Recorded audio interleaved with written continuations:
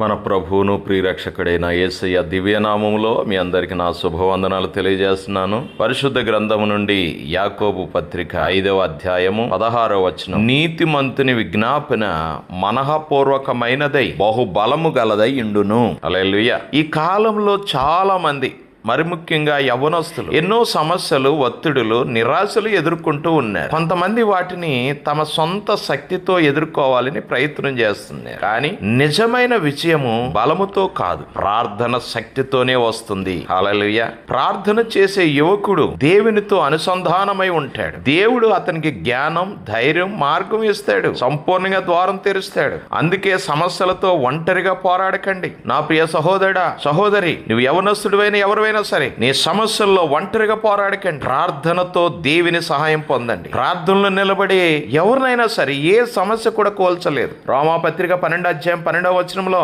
నిరీక్షణ గలవారై సంతోషించుచు శ్రమయందు ఓర్పు గలవారై ప్రార్థన యందు పట్టుదల కలిగి ఉండుడి. ప్రియ దేని బిడ్డలారా, ప్రార్థనా గది ఒక యుద్ధ భూమి. ప్రార్థన అనేది మాటలు మాత్రమే కాదు, అది ఆత్మీయ యుద్ధం. అక్కడ కన్నీళ్లు, విశ్వాసం, ధైర్యం కలిసి దేవుని మహిమను తీసుకుని వస్తాయి. హల్లెలూయా.